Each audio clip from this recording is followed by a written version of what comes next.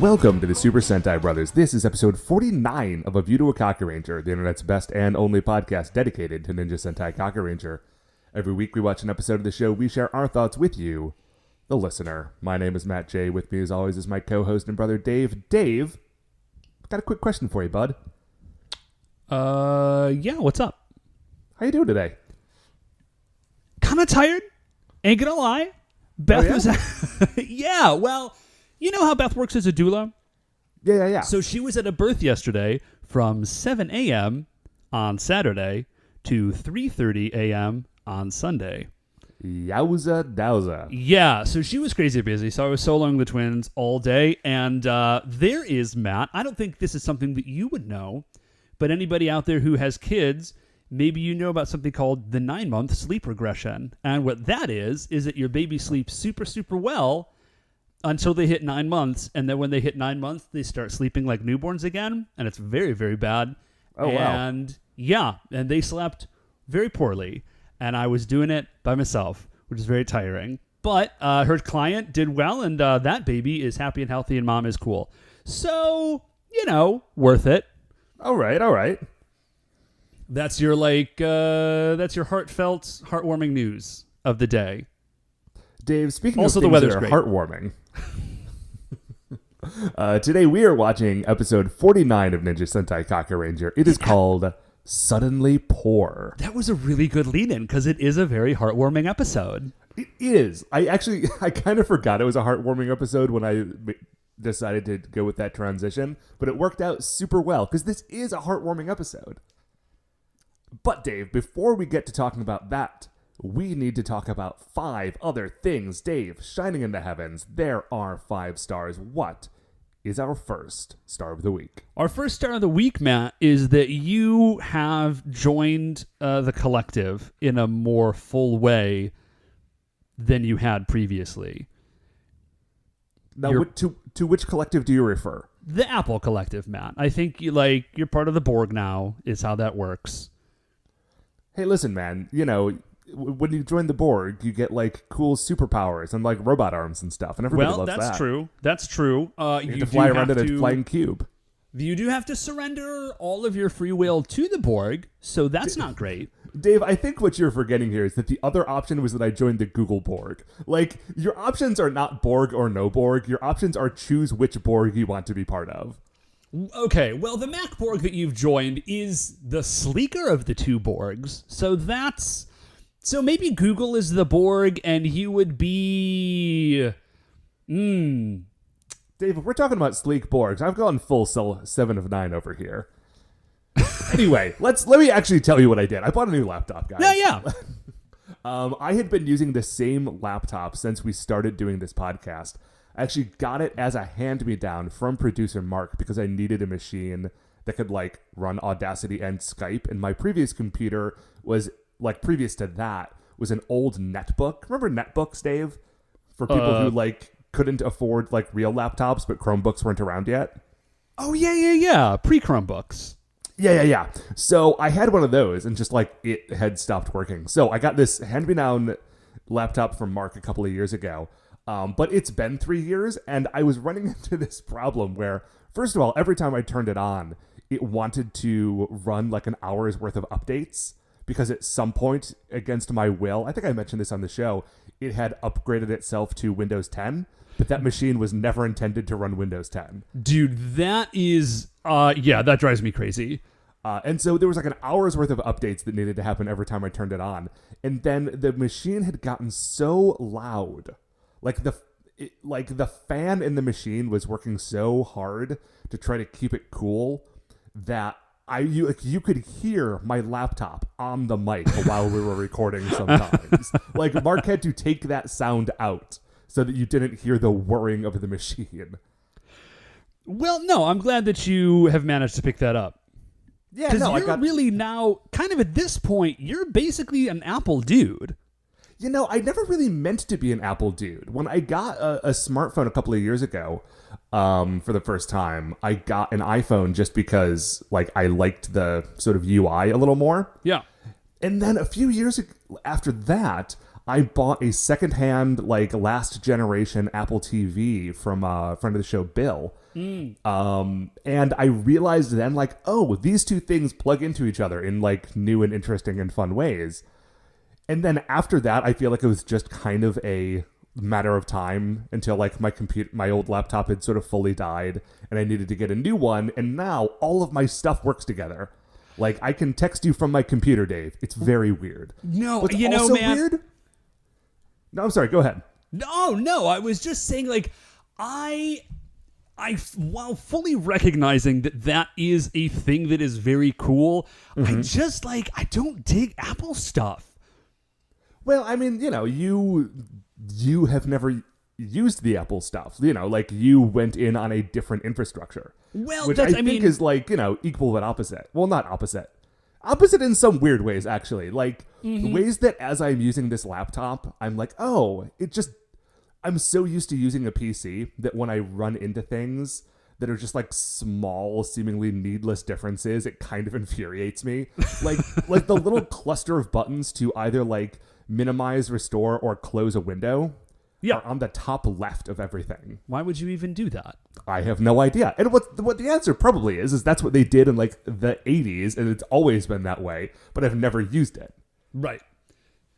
And, So like, now, Apple and Apple and PC have just, like, stubbornly refused to, like, commit to doing it on the left or right side. I was going to say, dude, you know that if one of them changed sides, all the people that use their stuff, there would be pitchforks and torches. If one of them changed sides on that, the other one would also have to change sides just to maintain a difference. Right, like,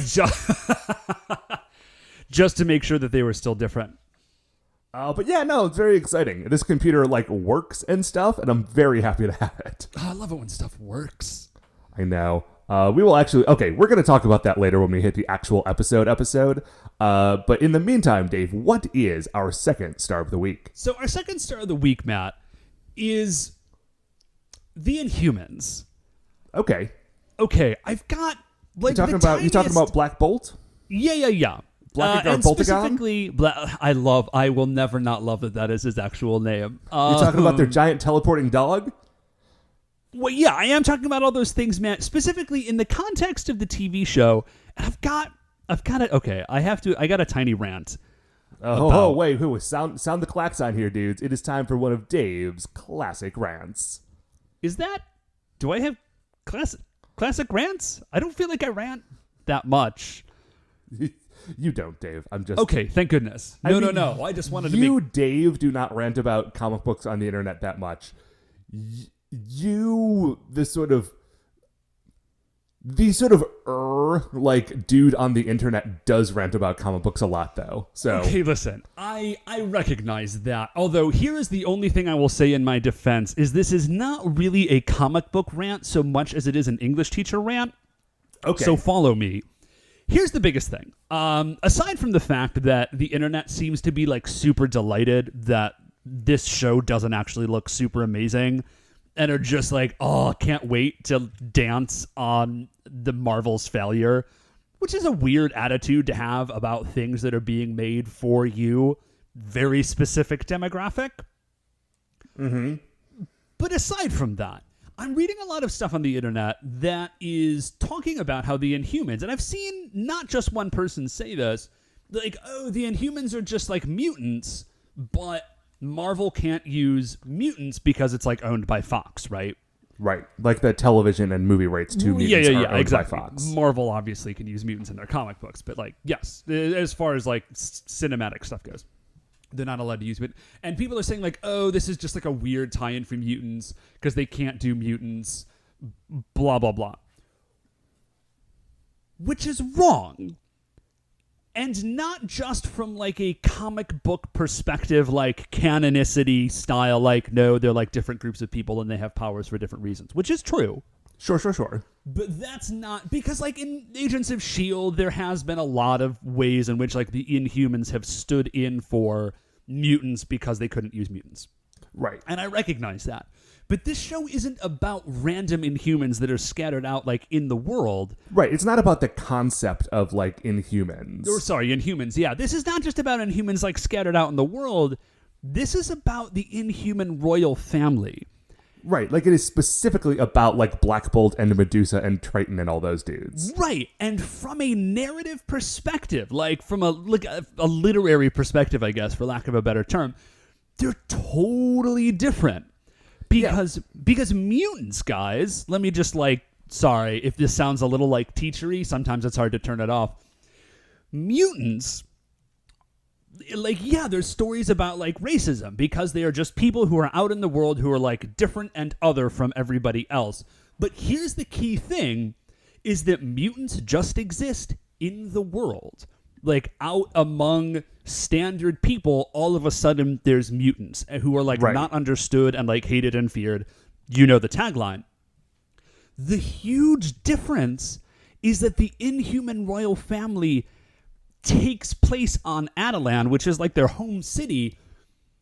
It's a society of Inhumans. Right. And it's not just it's not like Gotham, where it's a made-up city, but it's in America. Right. It is either in the Himalayas or on the dark side of the moon. Yeah, it is out and separate, and they have an entirely insular society that is in fact based around having superpowers. It's a really big element of their culture and society. And so you cannot... They're so different narratively because the Inhumans are not just kind of out in the world experiencing strangeness and rejection and fear.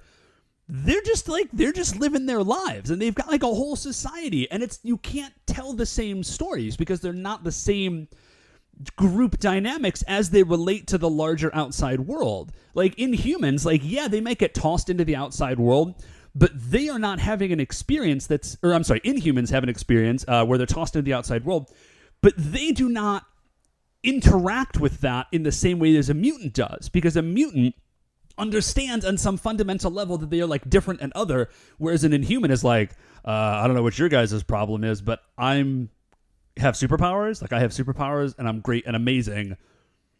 What's your special thing that you hate me because I have superpowers? That's a really boring gimmick. That's a dumb superpower. Roll up on them Terrigen mists. See what happens to you. Probably nothing good. So, anyways, that's just my little thing. Inhumans aren't mutants, guys. They're just not. They're just not the same thing. Yeah. Man, dude, I love the Inhumans. I love the Inhuman royal family. Oh yeah, amazing. The thing about the Inhumans, though, and the reason that, although I am, I will check this show out, the thing that kind of weirds me out, though, is that the Inhumans are really great. They're a great supporting cast for the Fantastic Four. Mm-hmm. They are a cool thing to have, on the moon or in the Himalayas, and sometimes they leave and you have to deal with it, and sometimes you have to go there and they have to deal with you. The Inhumans are really good for stuff like that, just they are off doing their own weird stuff, and sometimes it overlaps with the stuff that, your actual main characters are doing. But as actual main characters, I don't know how compelling they are. I actually, and we've been talking about this for a while, and I think we could just probably talk about this later, because it's not super funny. I actually disagree with you. I think they're super, super interesting and compelling characters. But what, Matt, is our 4th star of the week? Got new gloves, Dave. Oh, that's great for you. Nice. Yeah. But these are not just any gloves. As you know, Dave, and as many of you listeners know if you've been listening for some time, I have what I like to refer to as a signature look. And that signature look is that at some point years ago, I bought a pair of fingerless leopard print gloves. I bought them for a Doctor Strange costume I was wearing at the time, and I just started wearing them around the apartment. And then I realized that I genuinely liked wearing them, and so I started wearing them out in the world. And let me tell you, Dave, when you wear a pair of leopard print fingerless gloves, you get some attention. That's not a look that everyone rolls with. Right. And listen, I have sort of dealt with the sort of self-doubt about whether or not that is doing a weird attention grabby thing, but I have just essentially decided to roll with the fact that I have these gloves, and I have worn them now for so long that like when the weather gets cool and I put them on and people see them for the first time in a year, they're like, "Oh, your gloves are back. Oh, We're so happy right. to see them." No, that's exactly what you have to do, Matt. You can't question yourself too much on a signature look like that. Like, you have to own that sort of accessory. So the thing is that, like, obviously, like, these gloves are made out of cloth, and so they are, susceptible to the ravages of time. Yeah. And so when the first pair wore out, I just went online and I found an identical pair, and I wore those for a couple of years. But Dave, those pair are also wearing out, and I can't find the same pair. Like, I think the company just stopped making them. I spent hours online trying to search for anywhere that I could find these things, like Amazon, eBay, like going to whatever like weird, like trying to Google the name of the company. It's like this Japanese like glove and accessory company. I couldn't find anything there. Stopped. Like, they still make other gloves, but these ones they don't make anymore. And so I have had That's a real bummer. I know. It's like, it was a really emotional moment for me when I had to realize that just like, I can't get them anymore. Like, they're gone. But I was able to find a pair of gloves that is, while not the same, they are still like fingerless leopard print, like cloth knit gloves. And they're a little smaller and they're a little less comfortable, but maybe I just need to break them in a little bit. But I do have the new pair, and I've been field testing them for a day or two. And I have gotten the sort of same comments from people as though I had just pulled my old ones back out. So maybe if you haven't been staring at them for 5 years, you don't not just like necessarily notice right away. Yeah, I was that going to say, different gloves. They're close enough. Like, you showed me 2 pictures of them next to each other, and it took me like a hot second to realize like which one was the original. So I think it'll be okay, but it has been an emotionally trying part of my week. So I just thought I would share it all with you. So if you see me out on the streets and see my gloves, know that they are new, but in spirit, they are the same.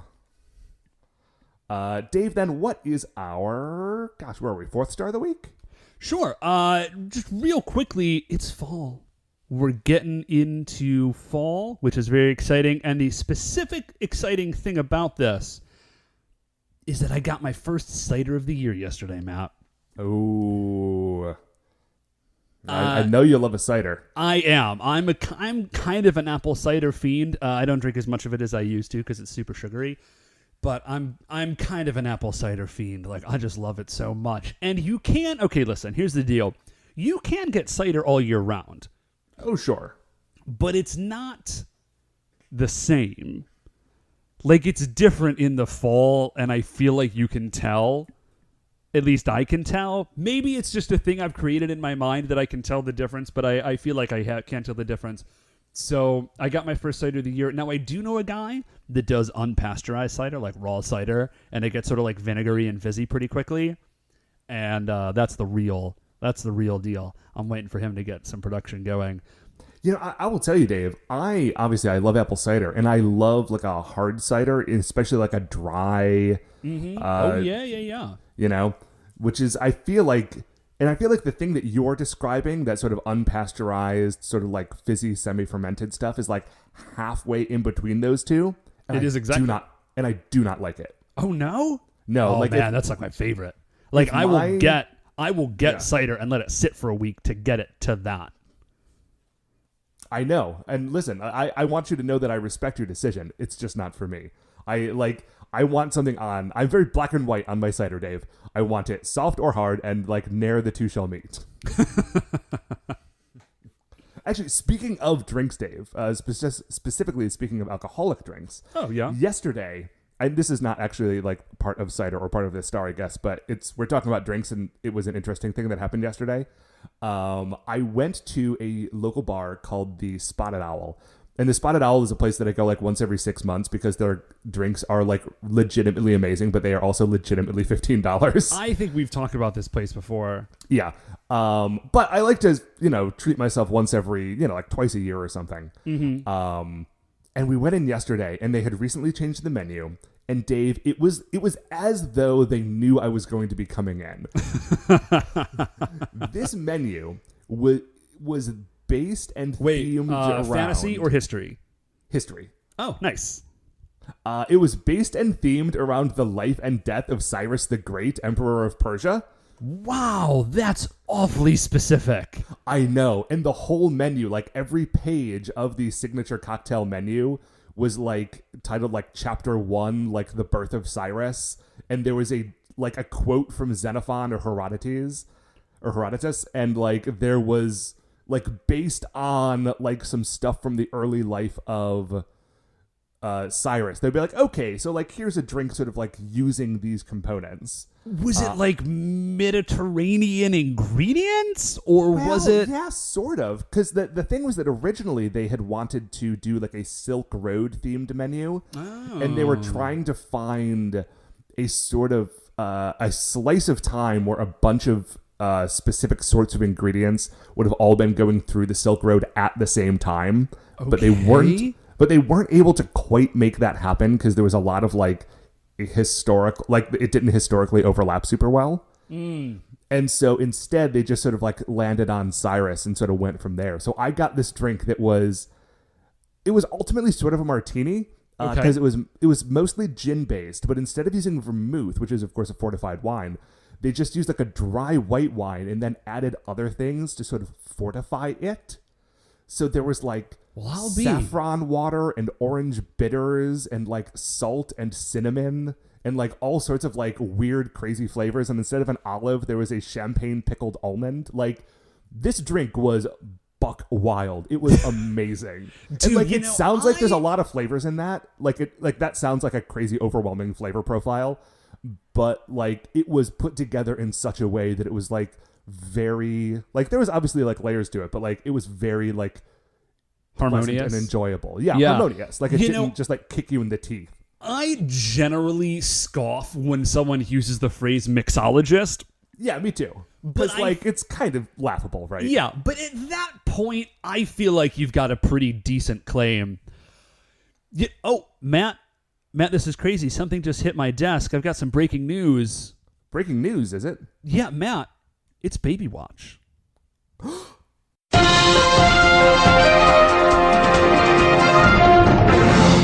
We interrupt your regular broadcast of the Super Sentai Brothers to bring you a breaking news update. Baby Watch. Okay, Dave, well then what is this fifth and final star of the week, this Baby Watch? This week in Baby Watch, Matt, both Sugar Bean and Buddy Bear have started using quote-unquote words, and by that I mean... A lot of words can be in quotes. Yeah. Well, by that I mean they are making sounds that... They're making consistent sounds that mean the same thing every time they make them. Oh, okay. So when Buddy Bear does not like something, he will go, na na na. Right? But it's like the same sound every time. And he's clearly, I think, trying to say no. And also, he is starting to stand a tiny bit on his own. Like he's pulling himself up and then letting go of things and standing for like 7 or 8 seconds on his own, which is very awesome. exciting. Yeah. So that's it. That's Baby Watch. Cool. You know what else is awesome, Dave? Ninja Sentai Kakuranger. We're going to take a break. We're going to watch this episode, and we will be right back. Okay, welcome back. So we have just finished watching episode 49 of Kakuranger. It ruled, and we're going to talk about it. Well, yeah, that is pretty much... I mean, that's the structure of the show here. I was going to say, I feel like they could have predicted that. Unless it's their new episode, man. We probably get new people all the time. Probably. I don't know. It's hard to tell. Those people probably aren't starting with episode 49 of season 3, but you know what? It's a wild and wacky world out there, Dave, and people do all sorts of stuff. Anyway, so speaking of this episode, Dave, why don't we get into it? Yeah, let's do it, man. Oh, we start off. All of the Kakurangers are in Nekamaru. They are driving around. They are singing a happy song about driving around in Nekamaru. Yes. So they are, I think, by the seaside. At first, I thought they were on a wharf, but, well, wharfs are by the seaside. I thought they were, like, at the docks, which also are by the seaside. Sorry, let me rephrase that. I thought they were driving literally on a dock. I think they were just driving on an actual road that is by the seaside. Oh, gotcha. Okay. I'm just so conditioned to see docks where maybe there are none as just slowly relates going to mad. Sentai. Yeah. Listen, So Dave, they- everything exists in either a warehouse, a dock, or a quarry. And anything that you see otherwise is just somewhere on that, like, seaside, It's on the property. Yeah. dock, You're never quarry, more than warehouse spectrum. right. So, well, listen, man. Japan is not a large place, and it's surrounded on a lot of sides by oceans. That's So, true. That's true. It's fair. So they pick up this hitchhiker. There's this guy who is just like on the road, and they pick up this hitchhiker, and they say like, "Hey, like, sure, of course, hop on." Which, like, I would not be one to pick up hitchhikers, but maybe if I were a ninja superhero, I'd be less worried about it. Right, especially like 5 ninja superheroes in a magic truck. Like, if stuff goes down, A, they are the ones to deal with it, so they should probably be on the front lines, and B, like, they're pretty well situated. Yeah, like, they're good. So they let the him guy to- on, and Yeah. he's like a middle-aged business dude, right? He's got like a suit, he's got glasses, he's got a briefcase. Yeah. So they say, so what's up, friend? Like, where are you headed? And he says, oh, well, I am going back. I'm finally going back to see my family. I haven't seen them in 5 years. Because I think he had a business and his business failed. And so he had to go to the city to work. And he just literally hasn't been back in 5 years, which seems... Yeah, and from what it seemed like, it wasn't just that his business failed. It's like his business failed, and also he lost all the money that other people had invested in his business. Yeah, and so so he has had- just been working like 24/7 for the last 5 years to get enough money to get himself out of debt and pay back all of his creditors. Yeah, exactly. And he has chosen, by the way, this will become relevant later, he has chosen to repay his creditors by bringing back an envelope full of cash. It's just a big paper sack full of money. Like that, like cartoon Scrooge McDuck style. That is how this dude is transporting 5 years worth of additional earnings. And also, like, man, Japan has a lot of trains, and train tickets are not that expensive. I feel like you could have gone back at some point in the last 5 years. I don't know, man. It's one of those things that I just have to chalk up to a cultural difference, because we'll also we will see episodes where people will be like, oh yeah, I've been living with my mother or my grandfather or something because my dad had to go work somewhere for a long time and just like hasn't been back. Yeah, well, okay, yeah, good point. So point. like maybe it's a cultural thing, maybe it's a thing that like the state of public transit in like those parts of Japan in the early 90s was not actually as good as we currently think that it was. Man, I don't know. But I'll tell you what I do would know. be, actually, if any of the is that listeners it is- know about this, I would be super interested, because I feel like it's something that comes up a lot more than I would ever have expected. Yeah, I don't know that, Matt. But what I do know is that pondering the state of 1990s Japanese transit infrastructure is not funny. So I'm pretty sure I can say that one definitively. But the Rangers are touched by this. They hear this story and they're like, oh my gosh, like it's so wonderful. You're going back to see your family, and also like you've discharged your duty. And so they're all crying. Sasuke yeah. is the best because everybody else is totally okay with crying, except they look up at Sasuke, who's driving and desperately trying to not cry. Well, I think that I saw this, and my initial thought was that Sasuke was trying to be responsible because he is the one driving, and if he starts like openly bawling, he's not going to be able to see the road. So I mean, I guess they could just put it on Nekomaru like autopilot, but they Yeah, I was gonna say- they seem to not do that a lot. which I don't. Man, if I had like a magical cat driving, I'd be napping. I'd be making crepes in the back. Oh, maybe Nekomaru was napping. It's a Okay. cat. Good point. Good point. Like maybe somehow like its cat brain can take a nap and its car body can stay like active. Yeah. Well, cats can nap anywhere and for very, very short periods of time. That's why we call them cat naps. So, but however it is that they managed to get this dude home, they get him home. And what was his name, Matt? I forgot to write it down here, and it doesn't show up again until later. I'm going to be real honest. I was hoping that you had written that down. In my notes, he is just dad or father through the entire episode. Okay, so they get dad home, and it's a happy reunion, and he's got a wife and 2 kids. And like they run out to meet him, and like it's great. You can tell that he was not kidding about not having gone home, because when he sees them, he's like, "Oh my gosh, you've grown so big!" Like he turns to the wife and says, "Like, oh, it must have been so hard for you," and she is like, "I know it must also have been hard for you being away from us for so long. We're so happy to have you back. Nothing will ever take us apart again." Yeah, this is genuinely, this is a fantastic moment.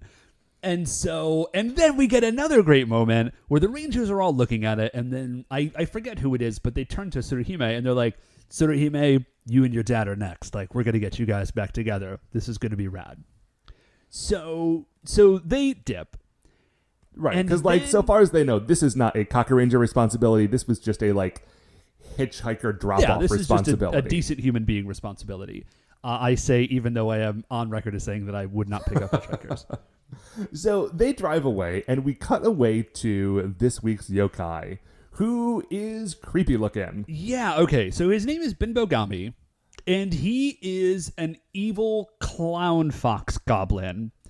Yeah, that's right. Yeah, with M-plate style mouths on his shoulders and knees. And if you are not one of the 10 people who remember early issues of Generation X, M-plate is a dude who had mouths on his hands. Oh, bro, M-plate is back. M-plate is back? Yeah. You clearly are not keeping up with all new X-Men. Is that where he is? I don't know. Because Monet's on a team. But I need to, because I love that dude. Is DOA back as well? No, I don't believe so. So anyways, yeah, he's got You're just breaking like... my heart, dude. He's got like weird... What was that guy's deal? I never understood him.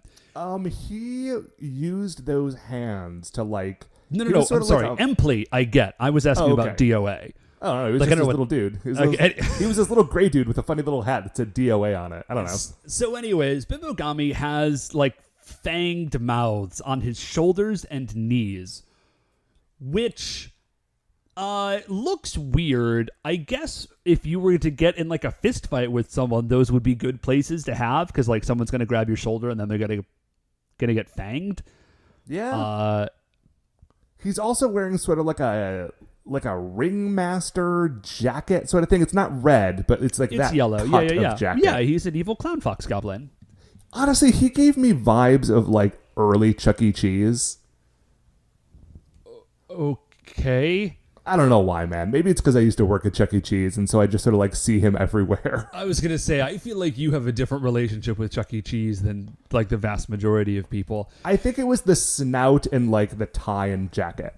Okay, yeah, for sure. So anyways, Binbogami shows up, and he is looking around at what can only be described as like very reasonably like moderate middle class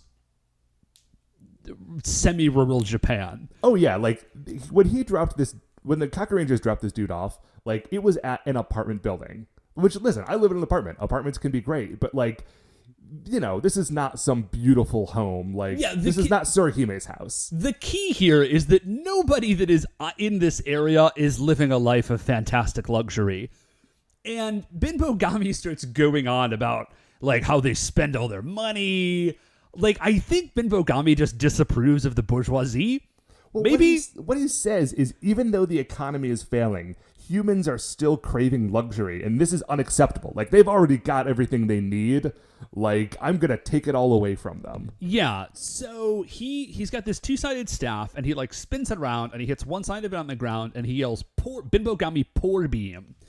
And like this energy beam shoots out, and everything that this energy beam touches immediately becomes broken down and shabby, and everybody's clothes disappear, and they're just wearing like socks with rope tied around their waists. So basically, this dude represents like all of my fears come to life. Wow, Matt. I was not expecting that level of like personal disclosure. Hey man, listen, I'm just being honest. Like, as a dude, listen, it's a dude who went through the saga of like having two broken down cars like in a row, and like for a while I lived in like a attic apartment where the walls were full of squirrels, and like having finally gotten out of that, If a monster came up and zapped all my stuff and made it the way that it was like 10 years ago, I would just it would not be a good moment for me. I would not handle that well. Well, it's not a good moment for anybody because a bunch of other people show up, like just extras that come in from off stage, and they like the money has disappeared from their wallets. And you know, like they're all of their like pants and shirts are gone and are replaced with like sacks and like rope belts. All of the things in their houses are changed. So like the nice art on the wall is now just like a bad poster that's like hanging at a funny angle. The one thing that all of them still have in like the exact same state is they all have their wallets, but there's nothing in them. That makes perfect sense. I don't think that their sacks still have pockets in them, but they all have their wallets. No, that makes perfect sense, Matt. That is Binbogami's move, because if you didn't have your wallet, you might not think about the fact that it's empty. So he leaves you your wallet, but then gets rid of everything in it. So you're like more acutely aware of what he's done to you. Yeah, so like there's a woman who had just gone to the bank to get some money. There's a guy who had just come back from like the horse tracks and had won a killing. I forgot about that guy. That dude I feel less bad for. I'm going to be honest. So more importantly, Dad, and remember how we said that like all of Dad's money to pay his debt was just in an envelope? It's gone too. Yes. So everyone is now like running out of the building and like sort of in a panic because like the whole building is now like kind of in shambles. Yeah, everybody freaks out. And Binbogami, he doesn't even front as a human. He just rolls up in yokai form and says, "Hey, what up? I'm Binbogami. I have done this to you. I have taken away all your money." And then Skull Castle comes flying in and he says, "However, if you serve Daimao, I will restore all of your wealth." And this ploy works immediately. Right. So here's what happens is he flips his staff around to the other side, bangs it on the ground. It zaps the wallet of the woman who had just been to the bank. And her wallet now has all her money back in it. Now, yes. I think what's important to note here is that she has not been restored to all of her stuff. Like, she's still wearing the sackcloth. Her building is still in shambles. She just has, like, the money in her wallet back. Yes. And immediately, she's like, "Oh, praise Daimao." Like, yeah. So it is not as though that she has been restored. It's like everything has been taken away and a modicum of it has been given back, and she's immediately like going to serve this dark master. So she and everyone else around her, well, almost everyone else around her, immediately fall to their knees and start calling out like, "Praise Daimao." And then Binbogami puts like a mark on their forehead. This episode gets like real, and like Kakuranger does not often get like real and raw, but like this episode really does, and it does it pretty quick. Yeah. So these dudes are not being mind controlled. Like every other time we see like armies of regular dudes who are working for the yokai, it's because they got shot by a gun that turned them into a minotaur or something, or like a sickle weasel fed them a weird poison that turned them into a half yokai. These dudes are just like, "Oh yeah, give us our money back and we will serve you." Well, I think when he puts the mark on their forehead, that does serve as like a form of mind control. I think because we'll see something later in the episode. But this is definitely okay. Like, listen, guys, I don't know if y'all have read the Book of Revelation, but like, if you have, like, this episode strikes real close to home. It's very weird to me. It is a weirdly like biblical episode of this like ninja superhero show. Yeah, I was not expecting to be as creeped out as I was. So, anyways, the only people that refuse this is the son, because there's dad, son, daughter, and wife. So the son leans out of the window and he says, never, it doesn't matter what you do to us, we'll never serve the yokai. It's great. Good job. And he just runs away. He runs away from his family. His family were not bowing down to Daimao. Like, there's no reason for him to have run away from those dudes. Well, I think he just books it, because the rest of the family books it with him, and then everybody who has, like, signed up on Team Binbogami starts chasing them. Yeah. Oh, by the way, the son's name is Kenichi. I don't know if that's relevant, but cool. It's the only name I wrote down. So Kenichi, no, I'm not gonna. He's Son. I'm not gonna give him a name and nobody else. So Son is running, and he, of course, like runs up on the Kakurangers, who are like cleaning up after dinner service. And he runs up, and then his family follows him, and then Binbogami arrives with his army of peasants. Yeah, I mean, listen, they're just like the regular, like, middle-class dudes, or they were 5 minutes ago. But now they do look like a throng of peasants. Yeah. So Binbogami arrives with his army of peasants, and he's like, he makes some threat. The Rangers turn around and are like, whatever, ninja superheroes, Henge. As they Henge, Binbogami hits them with the poor beam. And the results are amazing. I think this is my single favorite visual shot so far in this entire show. So what happens is they do sort of half transform into their sort of Kakuranger outfits, right? Right. But those Kakuranger outfits are pretty nice. Yeah, they're pretty slick. You probably couldn't afford those on a laborer's budget. They were handed down through generations. So what would it look like if you just went to a Goodwill and tried to put together a Kakuranger outfit, Dave? Yeah, so they are all just wearing tracksuits of the appropriate color. They are sort of all smudged and covered in, like, leaves and, like, just random gunk. Yeah, and they've all got helmets on, sort of. They are wearing, I think one of them has a pot. A couple of them have, like, wash basins. Sasuke has the best one where he's got, like, a red baseball batting helmet. Oh, that's right. I forgot about that. And also, like, they're all sort of broken apart and put back together with duct tape. Yeah, all of their gear is also messed up. Like, they have swords, but they're, like, rusted and busted up. Oh, yeah, like, Jiraiya is like, forget this. This is stupid. I'm just going to attack. Jumps over to attack Binbogami, hits him with his katana, and realizes that, like, oh, this katana is just a solid piece of rust, and it has fallen into 7 pieces now. Yeah, so they do go for Kakuranger Ball. So he's like, Kakuranger Ball! And then he hits Kakuranger Ball with it. Which, okay... This now, I think, actually tells us something interesting about Kakuranger Ball, is that it is summoned from some sort of, like, extra-dimensional space. Because wherever it was, Tsuruhime didn't have it on her when she got hit with the poor beam the first time. Right, but she was holding it the second time, and so it turns from this, like, Kakuranger branded, like, rugby ball into, like a It's like plastic, a kid's bouncy ball, yeah. Yeah, like a kid's plastic, like, kickball bouncy ball thing. It's pink. It's got a little cartoon picture of a cat on it. Right. So they're like, oh, geez, crap. And I think Jiraiya says, like, Sasuke, summon the shark drivers.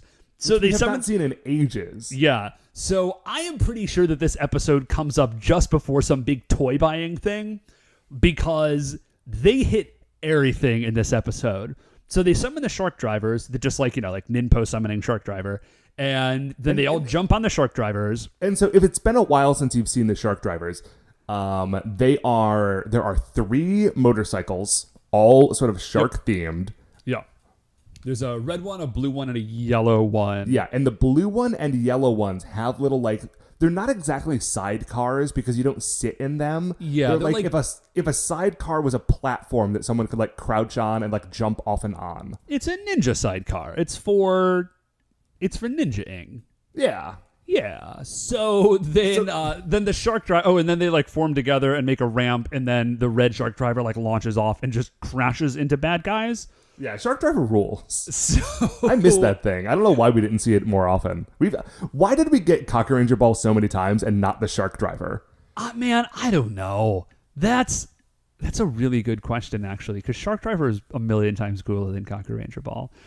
Okay, so anyways, they jump on their shark drivers, and they're about to launch off, and the shark drivers get hit with poor beam, and they just become bicycles that are attached to, like, flatbeds. Yeah, it's just like a crummy, like, wooden flatbed with a dumb little wheel on the side, and, like, it doesn't balance very well, and, like, I think Seikai tries to ride it forward anyway, but the pedals, like, aren't connected to anything. Yeah. I straight up busted out laughing when this happened. So yeah, this does, by the way, lead to all sorts of questions, like, are their powers derived from their suits? Can they not do anything without the suits? Anyways, so Nekomaru we don't get answers to these questions because Nekomaru just rolls up. Because the peasant army is charging forward, Nekomaru gets in their way, and he opens up his side doors, and the family and the Rangers jump in. He starts to drive away, but does not get away quickly enough for Binbogami to not use Pour Beam on Nekomaru himself. And I'll tell you, dude, seeing the Pour Beam hit the car, and then so what happens when it hits Nekomaru is Was that this a trigger? Was this a trigger for you, Matt? Honestly, yeah, 100%. Dave, me and my cars have been through some stuff, and this is literally the stuff of nightmares for me. Okay, so basically what happens is that Nekomaru just kind of breaks down, sort of, because he's still a magical cat truck. So But it's moving sort of sluggish, and the brakes don't really work, and the steering wheel pops off. Yeah, and if you see the outside of it, it's all been sort of taken apart and put back together with that same sort of duct tape patching. Yeah, here's my... Okay, so the steering wheel comes off and everybody freaks out.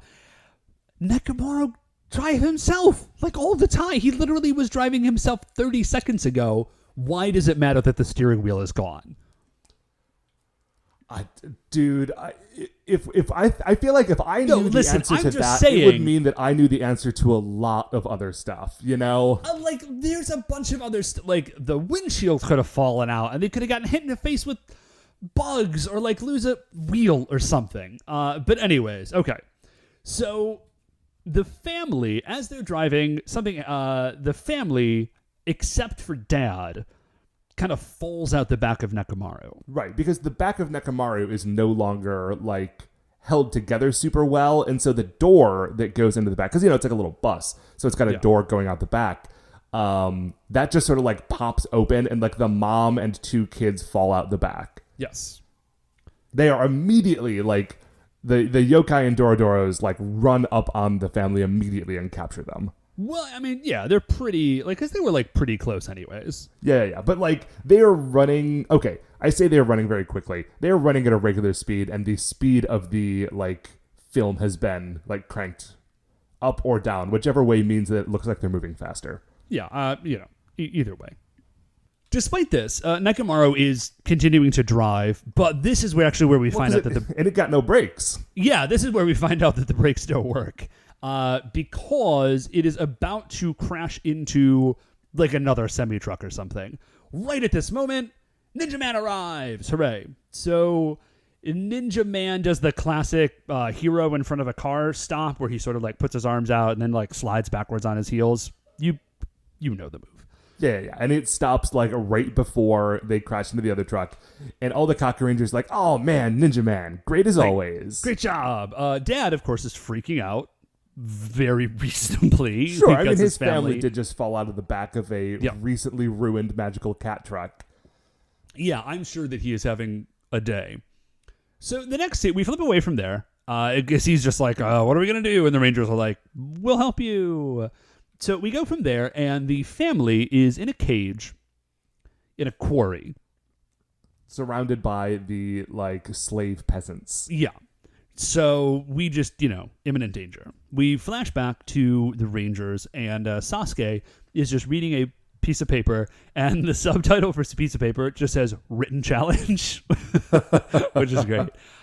So Binbogami, I guess, has formally called out the Rangers. Yeah, it's come to the quarry. I'm going to mess you up. I've got this family. And if you don't show up, I'm going to kill them. So Dad laments his fate. He obviously has had it pretty rough, and he goes to the Rangers, and he's just you guys got to help me. Clearly, there's something up with you. You guys have a whole thing going on. Right, and if you can help me and just get my family back together. It doesn't matter if we're still poor. If we're together, none of that matters. We'll be okay. Yeah, so great job, Dad. So we flash over to Binbogami, who is taking a smoke break. Oh, I'm sorry, real quick, Dave. Right before that, after he says the bit about poverty being nothing if the family is together, Ninja Man is so moved by this that he immediately runs off. Yeah, because Ninja Man is 12 years old. So we flash from there, like I said, and Binbogami is taking a smoke break. Which is weird because Which is he's got very this odd. giant monster mouth that, like, you know, you could not close around a cigarette. Yeah, Ninja Man arrives. He's flying in on his giant cloud. Yeah. But Binbogami is not interested in that giant cloud. He would rather it be trash, like a literal bag of trash. Yeah, And so, so he zaps it with his pour beam, and it just becomes like a big white garbage bag full of old leaves. Yeah. And so, Ninja Man himself also gets hit. And so his armor's all like, they don't make a different Ninja Man costume because Ninja Man's costume basically is his armor, but the armor's all like broken and patched and stuff.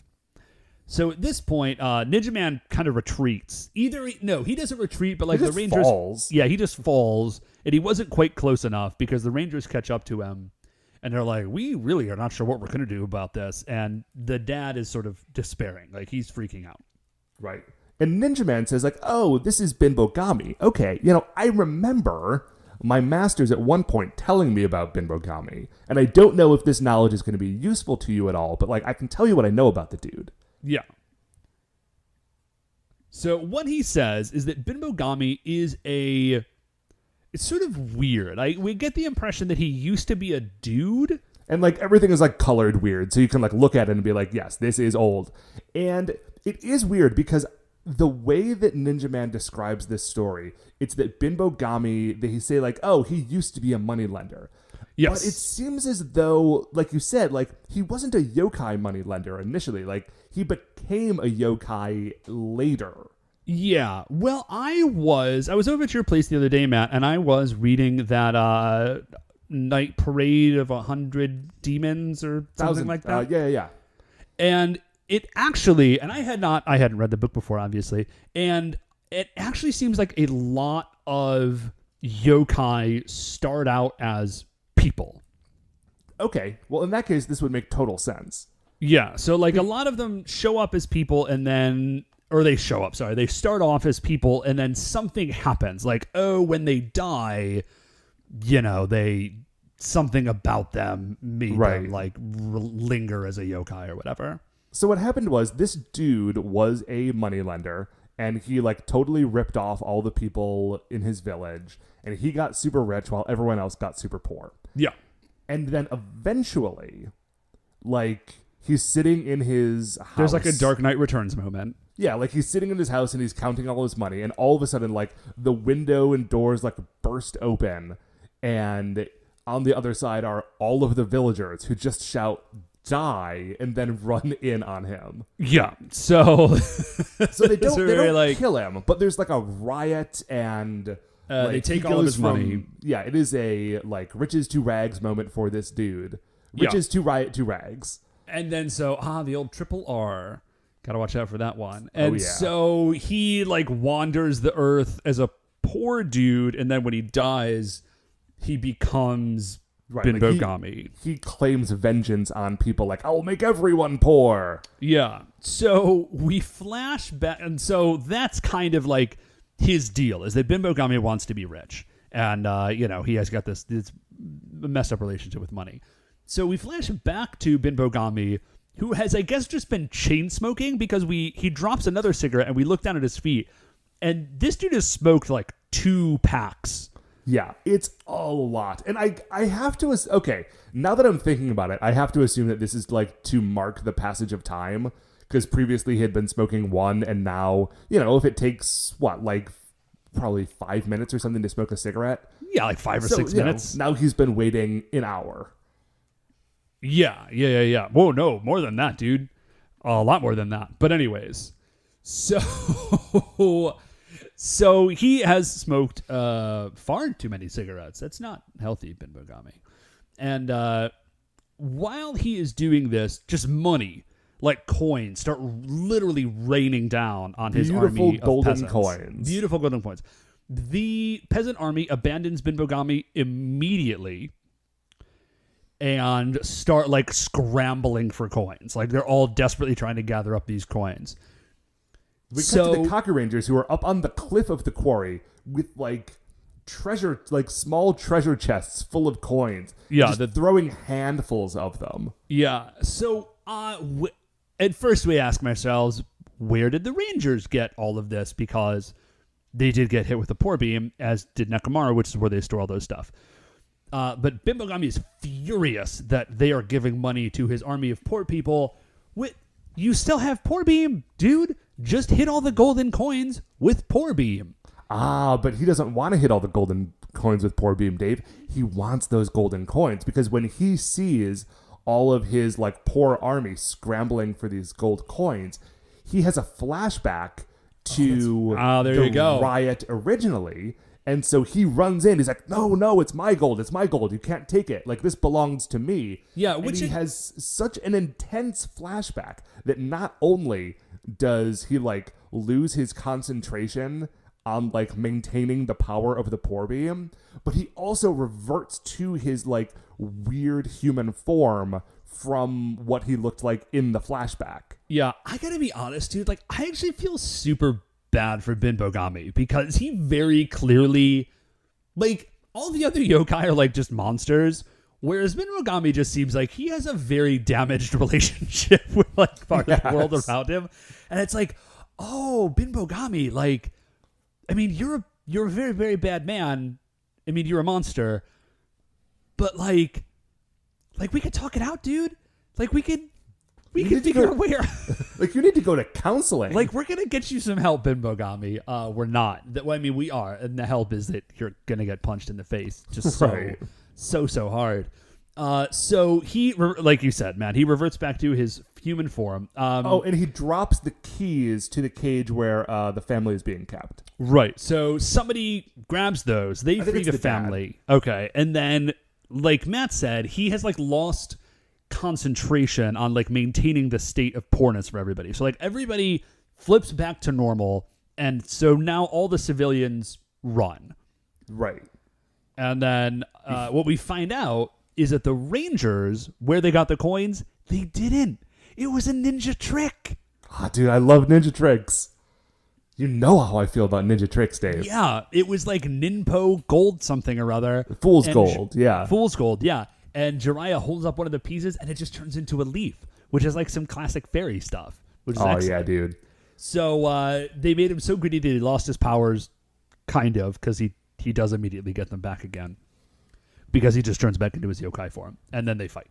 Yeah, well, he summons a bunch of Dorodoros, and what's weird is that, all of the Rangers, super henge, and they go to fight the Dorodoros. But what's weird is that they don't have the roll call and introduce themselves before the fight.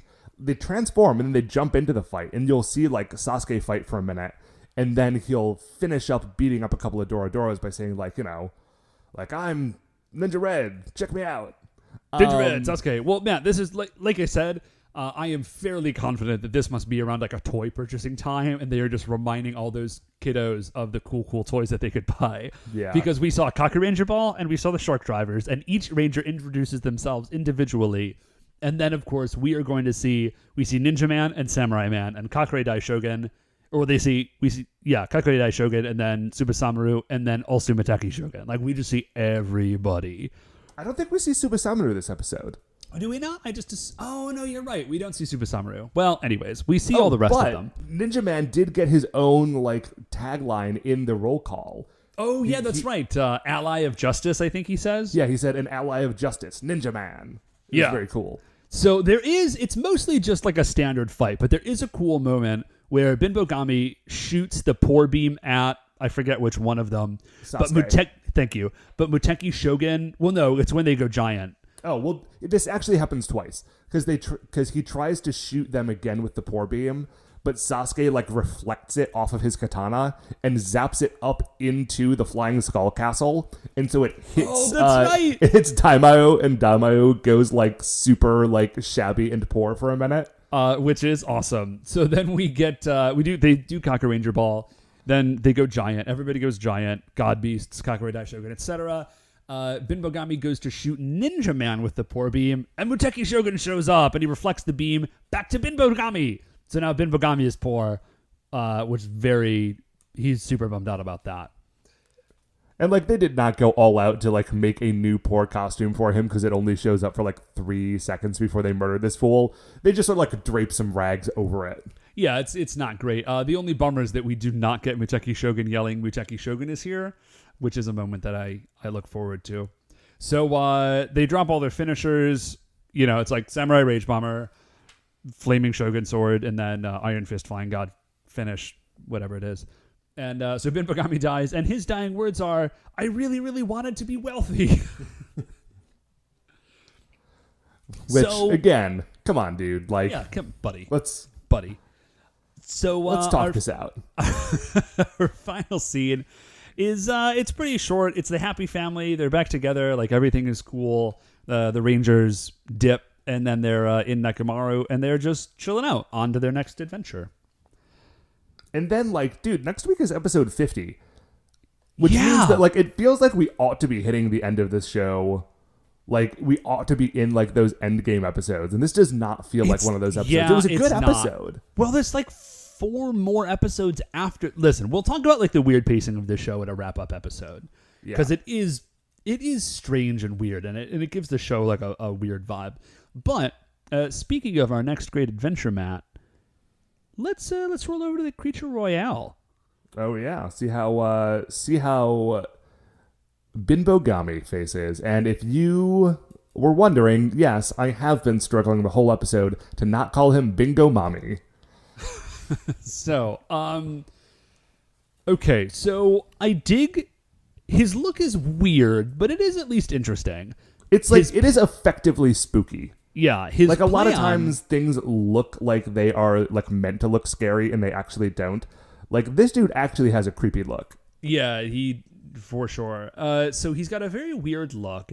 His plan is good and has the added narrative benefit of legitimately like creeping me out.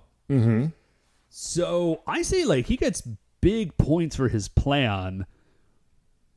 And also, like, this just becomes, like, a really... like, the nature of his weird powers makes this, like, a really funny episode. Right. There's a lot of great sight gags in this episode. So, like, I'm looking pretty high, man. Like, he is actually, I think, one of my favorite Kakuranger monsters. Okay, well, let's then look at some sort of top-tier Kakuranger monsters. Okay, so... I don't like him as much as Ushioni, the yokai, like, Minotaur rifleman. No. Ushioni is... That guy's amazing. So, he's not at an Ushioni level. I don't like him as much as Nue. Yeah, so let's just jump down. How do we feel about him versus, like, Kitsune, the nine-tailed fox? I was just going to say, Kitsune is above apartment building dimension, Heatwave Hood, Iron Man... Okay, well, here's the gatekeeper, man. Is he cooler than Iron Mask Choryu? You know what? If he is, I feel like he is not that much higher, because I am thinking of him, like, in contrast with Lipstick Songstress. Because Lipstick Songstress also, like, had an army of, like, regular people that she turned against the Rangers. But she also got, like, a cool two-parter. Like, so, she was in, like, important episodes. I mean, as was Iron Mask Choryu. Yeah. So, I think I like him better than... I don't think I like him better than Iron Mask Choryu. Because, like... That dude has so much, like, pathos, and it was, like, a crazy two-parter, and there's all sorts of stuff happening. I don't actually know if I dig him more than Sarugami the Ninja Monkey, which is, like, just because it was such a crazy thing. I think I do like him more than Omukade the Football Centipede. I mean, okay. Listen. See, this is where the list gets weird, because I do kind of think that I like him more than Lipstick Songstress, but I don't like him more than Omukade. I definitely... Okay, here's my floor. I definitely like him more than Bakuki, the illusionist dude. Okay. I'm definitely comfortable with that. All right, man. So he's... Do we want to just put him right there? Well, because... Okay, wait. Because I had kind of forgotten about the fact that Omukade gave us, like, the Village of Santa's Claus episode. Yeah. So, okay. I would say just below Omukade then. Okay, yeah, and let's just put him above right there. Bakuki the Illusionist. So that drops him in at number, 26 on our list? Yeah, which is a pretty good showing, man. Yeah. There's a lot of strong people on this list. And that, I think, is going to do it for another episode of A View to a Kakuranger. Before we finish up here, I'd like to remind you all you can email the show at supersentaibrothers@gmail.com. If you want to get any updates on future episodes, or if you want to check out the things that we're talking about on Twitter, we are at Super Sentai Bros. If you like the show, please remember that shining in the iTunes review section, there are 5 stars. Rate, review, subscribe on there. Tell a friend. Just get the spread that old word. Yeah. The good word, that is. Don't spread bad words about us. We would not appreciate it. Yeah, that would be way less cool. But what is cool, Dave, is that the Super Sentai Brothers are a production of Retrograde Orbit Radio. To find any of the other great Retrograde Orbit Radio shows, you can do so at retrogradeorbitradio.com. Once again, we are the Super Sentai Brothers. I'm Matt. I'm Dave. And we'll see you next week for the greatest show on Earth.